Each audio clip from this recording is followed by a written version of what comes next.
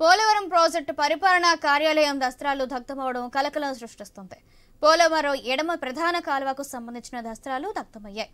ఈ కార్యాలయంలోని అధికారులే కాల్చేస్తారని ఆరోపణలు వినిపిస్తున్నాయి. అయితే భూసేకరణకు సంబంధించి లబ్ధిదారులకు పరిహారం విషయంలో అక్రమాలు బయటకు వస్తాయని ఈ ఘటనకు పాల్పడి ఉన్నట్లు అనుమానాలు వ్యక్తమవుతున్నాయి.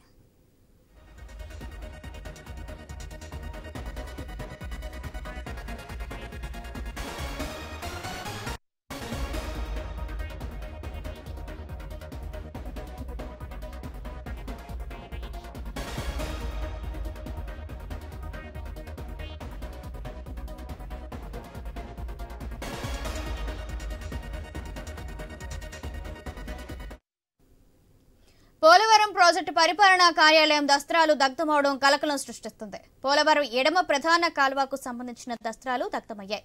కార్యాలయంలోని అధికారులే కాల్చేస్తారని ఆరోపణలు కూడా వినిపిస్తున్నాయి. భూసేకరణకు సంబంధించి ఆ లబ్ధిదారులకు పరిహారం విషయంలో అక్రమాలు బయటకు వస్తాయని ఈ ఘటనకు పాల్పడి ఉంటారని అనుమానాలు వ్యక్తమవుతున్నాయి.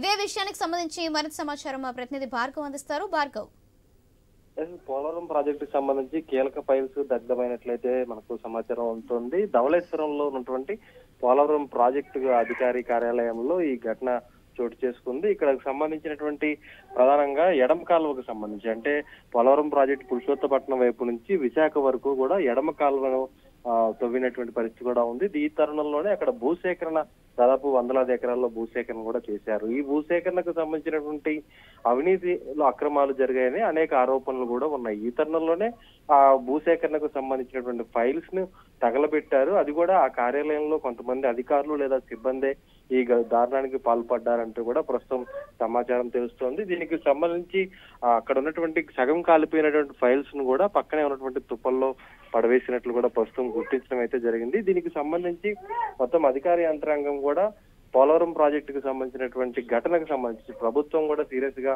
యాక్షన్ తీసుకునేటువంటి అవకాశం ఉంది. ఎందుకంటే మనం చూస్తున్నాం, ప్రభుత్వం మారిన తర్వాత అనేక సందర్భాల్లో కూడా అనేక ఫైళ్లు ఇటీవల దగ్ధమైనటువంటి పరిస్థితి కూడా ఉంది.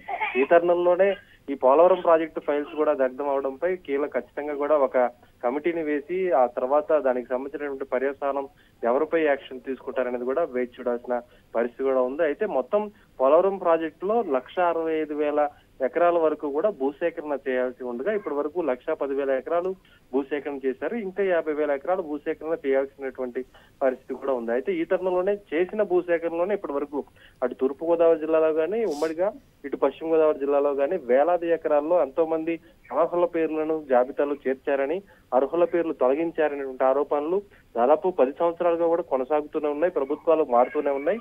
ఈ తరుణంలో కొత్తగా ఎన్డీఏ కూటమి ఆధ్వర్యంలో ప్రభుత్వం మరోసారి అధికారంలోకి వచ్చిన తర్వాత ఇటువంటి ఘటన జరగడం కూడా అనేక అనుమానాలకు సాధిస్తుంది.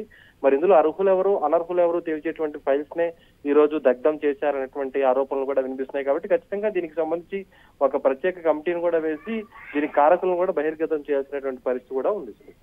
Right, thank you Bhargav.